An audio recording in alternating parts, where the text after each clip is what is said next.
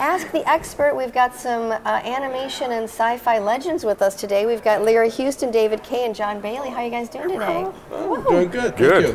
Thank you. Yes. Add some applause. And Shay is here Hi. from Dream World Collectibles. Yes. And Dr. Sessions. Hello. All right. Hi, Doctor. So let's start at the end of the table. Jon, I guess that's me. can you tell us a little bit about your start and your favorite voice you've done thus far? That's like trying to pick your own favorite kid and not make any of the other kids mad. It's a toss-up. I was a nerd growing up, so getting to work for all of my favorite nerdy studios like Marvel and Transformers has been a dream come true. But I was a big fan of Soundwave and Shockwave when I was a kid. And I never wanted specifically to be any particular characters in Transformers, but it was my favorite brand. So I just wanted to be something in Transformers. And then the way that worked out, that was amazing. It was a dream come true. So, and that happened, several years ago, and the career's only gone up from there. But I kind of started in the middle of nowhere, Memphis, Tennessee. Pop-up ad on MySpace led to this whole thing. So there you go. MySpace? It was right after the MySpace, and they dropped the. I got a couch off MySpace. I didn't get a job. But, there you go. Everyone has their own thing. And Larry, you've directed so many famous things people know and love. Can you talk about how you got started in the film world and the animation world? Well, for me, I was like him. I was pretty much a comic book nerd, and my first job was working at Filmation Studios on their stuff, materials, the BraveStarr and He-Man and that kind of stuff. And then when I left there, the following years, when I got hired by Marvel Productions by Stan Lee, and I started working on Spider-Man's Amazing Friends, and then Hasbro brought in all their toys. And that's where G.I. Joe, Transformers, all that stuff came from. So I was there for like 10 years working on everything. Fast forward to about 1992, that's when Fox Kids greenlit the show The X-Men, and we got that show off the ground. I was doing that, directing that for about 5 years, and moved on to the Fantastic Four. Did that for another year. So I've been working a lot of comic book stuff for quite a many years. And you just so casually mentioned, well, then Spike hired me. Like, it's no thing, It's just, That's right. Spike Lee hired her, everybody. Spike Lee. How did that relationship begin? Wow. It was, Marvel was just starting at the time. And they were doing, they were doing a syndicated Spider-Man, and they needed artists to work on it. And I came in and auditioned, and they saw, I could draw that, and that's how I got hired to work on the syndicated one. And then the following year, NBC picked up Spider-Man's Amazing Friends, and then I just kept going. And then suddenly, toy companies come in, right after the success of He-Man. Then G.I. Joe, Transformers, Glow Friends, My Little Pony, all that stuff just all blew up in that period of time. And so I had continuous employment, which was great. Did you work on the one where miniature Spider-Man tried to fight a cat with a pencil? I had that on Viewmaster. Yes, I did. Yay! Yes, I did. That's the syndicated Spider-Man. I had that on the little Viewmaster. Yes. Yeah, back in those days. Yeah, it was a lot of fun. That's Okay, cool. I'm moving on to David Kaye. What's your background, and tell the world about your history in this amazing field? God, it started in radio. Like it's on Barry, it started in radio. It did. Nice. It is a harbinger country. when this keeps falling down. You could just CG that. Yeah. You know about CGI that, radio, right? Fix it- Just we'll fix it in post. Yeah, just Yeah. fix it in post. Fine. Fix it in post. You have the money for that. Yeah, but it was. When was it? I guess it was really things started kind of happening when I moved. I was moved to Vancouver, and then they were doing. Deke Animation was doing G.I. Joe. Yes. It was the first. I worked with oh my gosh, Exo Squad. A few of those shows with G.I. Joe came around. I got hired as General Hawk, the Great American Hero. I never really felt good about it until I came out of the convention center in downtown LA with my American flag in 2013 when I finally did the day. Now I can say it. Yo Joe. Yeah. Adventure is out there. But so it started with, and I was a comic book nerd. I collected all of it, and to be able to work in the MC universe in DC and all those, and with those characters and the franchises is a dream come true. And you and I have skirted around the same people here and there, and know a lot of the same folks. Yeah. And It is. It's a dream come true. I still can't believe I'm kind of, living it. It's so much fun. It's an incredible community to be a part It of, really because is, I work with him and a lot of other voice actors on Transformers and G.I. Joe, and it's like we all go to different conventions and see each other and hey, like old friends, Yeah. High school reunions. That's great. yeah, that kind of stuff. We Yeah. did we used to do New Comic Book Day, Wednesdays at Burbank House of Secrets. Do you ever get over there? Yes. With Derek Wyatt when he's alive and all the crew from the Transformers, TF Animated folks, and we used to go and we used to get comic books at House of Secrets. Right. And we'd load up and then we'd go to Talleyrand for the turkey. Yes. Yeah. That's where everybody went to. Yeah. We still go there actually on Wednesdays. Yeah, we got to set that up again. I love that. Yeah, that was fun. So yeah, I don't know. It's a drink like John said. It's like SoCal. somehow they you do funny voices as a kid and you get paid to do it as an adult, and it's like, well, that worked out all right. Yeah. Wow. I think it turned out kind of okay. Yeah. What the heck? Larry, you mentioned the fans and the community. The fans are very passionate in comic books. Yeah. When you step into a project, are there any anecdotes of fan reaction where they have a different view from what you're putting forward, or do you have any stories about how fans have reacted to your work? Well, I think for me, because I grew up as a fanboy, I knew a lot of what fans would be looking for in the shows. And one of the things that when I was working on like the X-Men, the powers that be were against doing any kind of like, I think they call them Easter eggs now, I used to call them cameos, into any of the shows. And the first time I tried to do it, they said no. And then the next time I saw an opportunity to put them in, I stopped asking permission, I just put them in the show. And the fan reaction was really great because they were like, it really created enthusiasm and excitement for seeing each episode, not knowing that the next episode, who else are they going to see? Because it implied that there was a larger universe out there than just the X-Men, And I remember, I'm going to bring up an old memory, showing my age. The early issues of Spider-Man, I had an issue. The issue's like 7 or 8, or I forgot the number, but there was one panel where they had Spider-Man avoiding Thor going through the panel. And he's saying, hey, watch where you're throwing that thing, right? He's swinging out the way. And standing at the bottom had a caption that said, if you want to see where Thor is going, go by issue, Journey to Mystery, blah, blah, blah. He was trying to cross-promote, right? Yep. Yeah. But as a kid, I'm going, oh my God, That's they're in the genius. same city. Yeah. It just created that enthusiasm to the book that I wanted to translate and put that into the X-Men show. And so I did that with X-Men on Fantastic Four. I put those in without permission, and it made the shows better. Absolutely.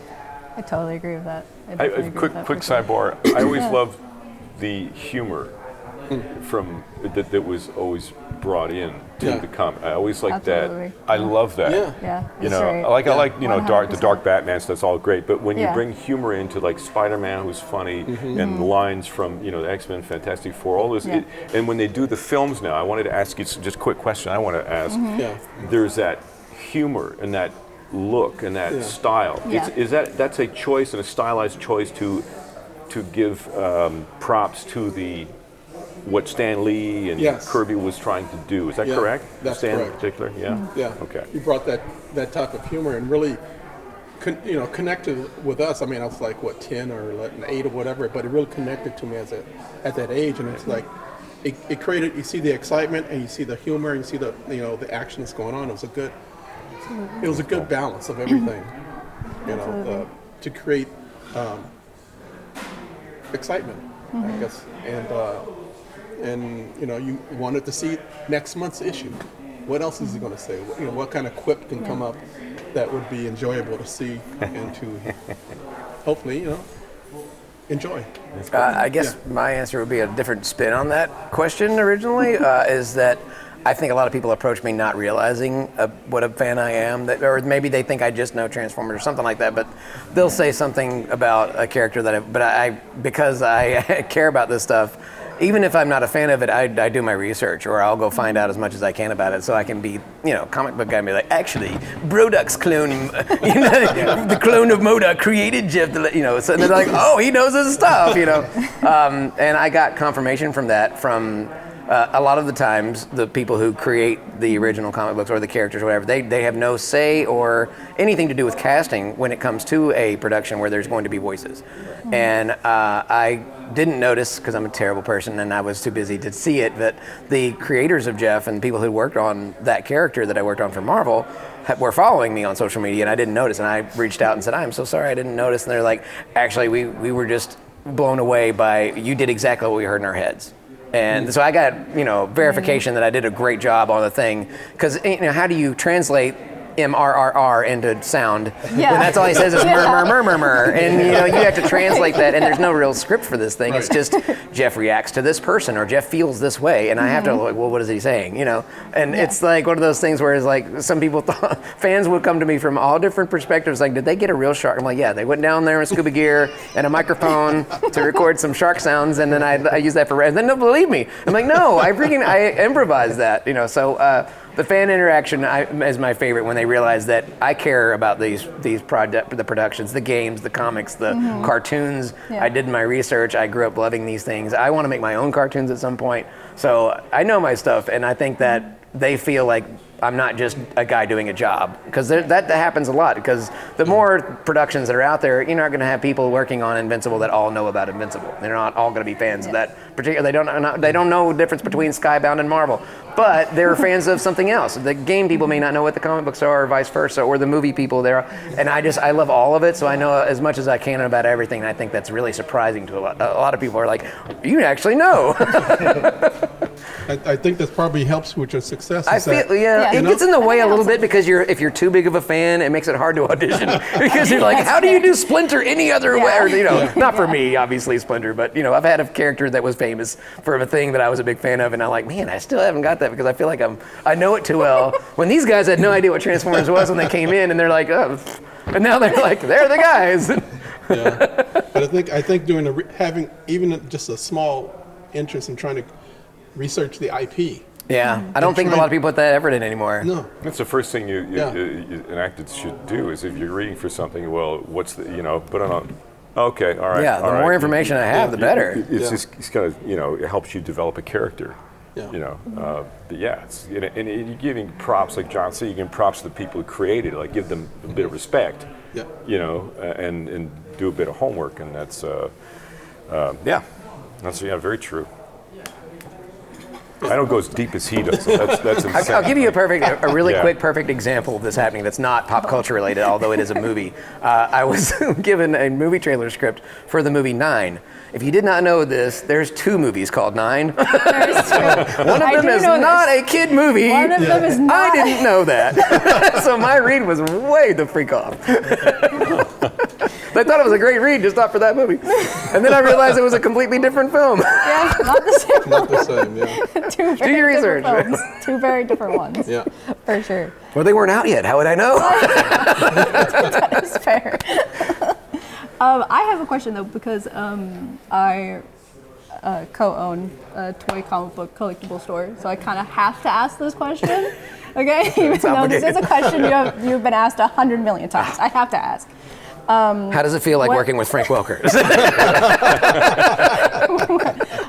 What was your favorite comic book and toy growing up? That's a quick, easy question for me, because I was poor, so I could only afford one comic book. And thankfully, Transformers didn't have a lot of comic books that you had to see issue such and such, because that was a marketing ploy to get us to buy more comic books, and I couldn't afford it. So Transformers was my only comic book growing up. But I did see the other ones, and even though the sticker said don't touch them, read the comic, I read them. Sorry. And a toy also? Did you? Oh, a toy. Yeah. Well, Transformers was my favorite, but that's because my mom gave me limited options. She took me to the middle. Back when there was just a boy girl aisle, and that was it. That was the whole toy section, and then bicycles. Yeah. We had G.I. Joe, and we had Transformers, and she stuck me in between the 2 of them and said, "Pick one. That's what we're going with from now on." And I saw one, the packaging was just freaking amazing for Transformers, and my little undiagnosed spectrum brain, I was like, wow, that's a puzzle and a vehicle and a robot. It's like 3 toys in one. That's and then G.I. Joe had small parts that, rubber bands. Yeah, the packaging that's was it. just Yeah. gorgeous on the It's thing. just- So it's just yeah, great. it really sold itself. Yeah, it and that really was did. before I'd seen any marketing for it. I just saw it cold in the store, and I figured G.I. Joe would be a lot of missed pieces and broken and stuff, and that seemed better. And I always treated them as puzzles, which means I broke a few. I never looked at the instructions. They're very hard to find like that. They don't pop together back then. They no, you can just. Yeah. Cool. Oh, me? Oh, favorite You're also comic a part of book. this. My favorite was actually Fantastic Four, and I found it by accident. My mom took me to a barber shop, and they had a stack of magazines in the middle. And so I was searching and found this book that the top cover, the third, was ripped off. So I'm opening it up and reading this book. I'm going, wow, what is this? You know, I'm fascinated by the visuals, but also they were using words I had no idea what they were saying. But it was like, looks great. And so that got me into discovering Marvel Comics. Was totally by accident. It's just a stack You of unlocked a books. childhood memory. I forgot about Yeah. all the ripped up comics in the barbershop.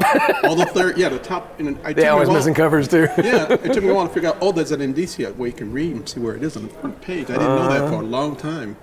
But yeah, I guess it was Fantastic Four for me.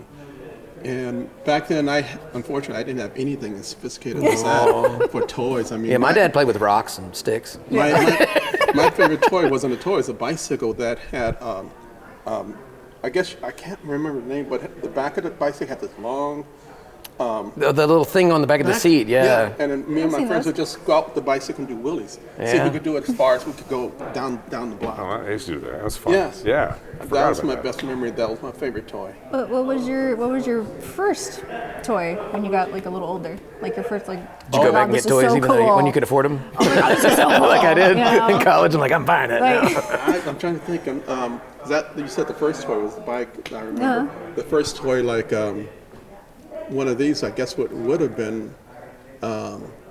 one of these that you Yeah, had. it probably would have been one of the X-Men toys when I could was afford gonna it and say, buy it So if myself. you That'd guys be do a not cool know, experience. all of the X-Men toys behind me were actually his. Yeah. And he bought them recently. Can't imagine what that felt like. Seeing so a it's toy probably for one of your these, shelf. I guess. It was great. You know, all the It's X-Men probably one toys. of It was fun. Yeah. That's cool. Me? Now? Wait, hold on, don't answer that. Put this back and then Thank you. and then say me. Me? Me now? I didn't want to like turn and it be weird. And, Yeah. Okay. No, the comic book, I collected all of them. I used to love, Iron Man, Fantastic Four, all, X-Men, Spider-Man's fun. But the one I gravitated toward was Silver Surfer. Because there was something about that character. It was so, I don't know, it captivated me. Cool And I design. remember buying the design through space, and I really thought he was this bizarre character that I just really gravitated to. That was my favorite character, Silver Surfer. And the first, the toy was, the toy. I never didn't have a ton of. It was G.I. Joes. I remember having the toys. And I remember he got cast as the General Hawk. Hey, wait a minute, you like the toys? And I remember it being, oh my God, I have a toy. And I remember the first time I got a toy, the General Hawk toy, small one, those old ones from that turn of the 80s. 3 there. 4 inch ones. Yeah, and they I had have little some. They're buttons on the back you could press. Yeah. I'm thinking, oh my God! I'm thinking because I'm so new at this. I'm thinking I'm going to hear my voice out of the toy. And I press it, and it's like, Yo Joe. You go, Yo Joe. That's not my voice. What the hell's going on with that? And I called my agent. I was like, why isn't my voice? And he laughed at me because obviously I didn't understand. But that was my first sort of big toy. So every time I get a character, I like to get the toy because I want to see the toy that I. You eventually did have some toys with your voice in them, though. Oh there's a few. a few of them. But yes, that was the coolest thing for me. Was getting a toy for something I did. It's funny you mentioned that Silver Surfer, Yeah. because the book I got off the barbershop table was a Thing versus the Silver Surfer. Oh, I remember that. I had that comic book. Wow. So you know what the cover looked like. You can finally I fill them in the remember book. Oh yeah. Yeah, it was always a surfer. Now the mystery going can finally in, be and solved. it You'll was know. It was awesome. Yeah. So that was the F-54, I think it was. Wow. Yeah. Yeah.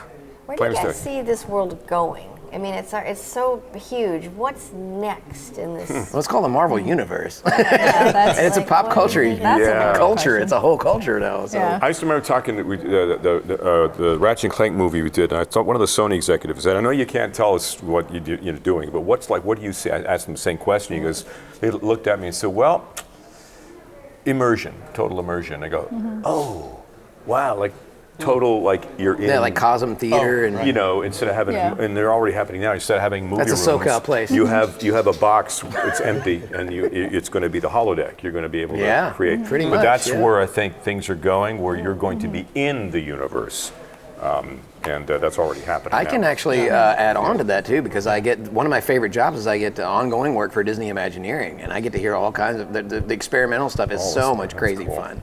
They've got the stuff that I'm allowed to talk about. It's already on the internet. They have lightsabers that actually extend and retract that look like the real thing. That right now they're for production only, but eventually they will be out for fans to buy.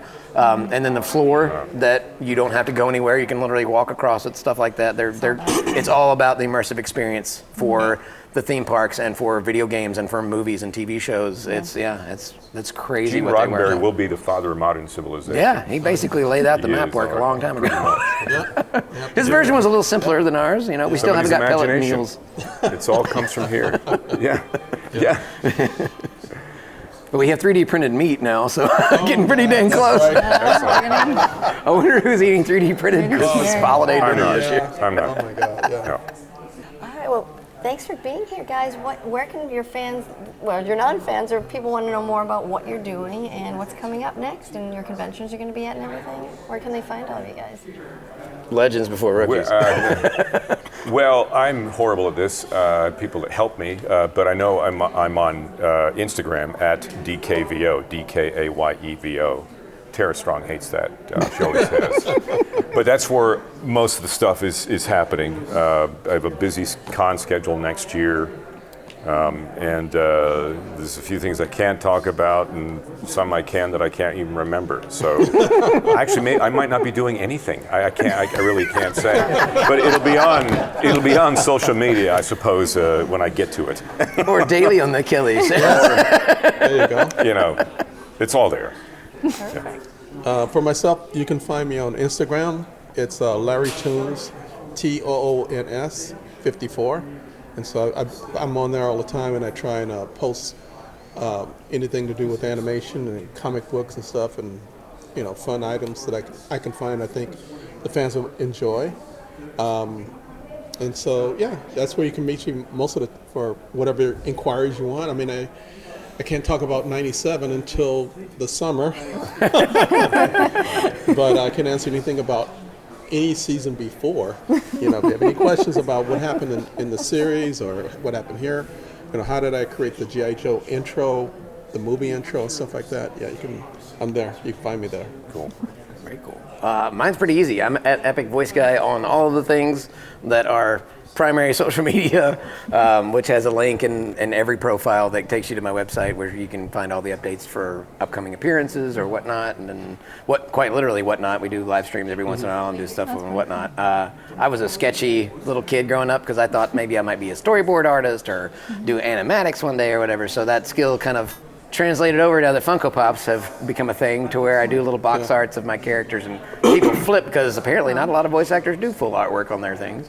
And then you mentioned the convention things. I do a lot of those as well. All that's on that website. And my social media is a little bit mixed of news. I believe there is Jonathan. I think that's Jonathan Bailey, the one that was voted Sexiest Man Alive. That's not me, by the way. He's Just in case there was any the confusion. Wayback Machine. Yeah, exactly. So that's the guy from the Wicked, not from me. And I do have one cool project that I'm allowed to talk about because it's been posted. It's going to be a traditional animation series coming to Disney Plus. It's already a little blurb about it on Disney Plus called The Doomies, and that's about all I can say is that I'm in it, and it looks really, really cool. And I've seen finished product my last session, and I was really, really excited about it. So, but other than that, a lot of people are still playing the game Marvel Rivals, and I'm always doing tons of Transformers stuff. So yeah, just a little bit of everything. And maybe one day you'll be watching stuff produced and created by There you go. Epic Voice Guy. Who knows? We'll see. Well, good luck. All right, Thank you so for much. coming from you. That means a lot. Well, thank you guys for coming. Larry, you've been here many times. Yes, really glad to be here. Nice to finally meet you too. guys. Expensive fist bumps. So awesome. You guys can find us at dreamworld.collectibles on Instagram and on Facebook. And on TikTok. Cool. Bye-bye. All right. Bye.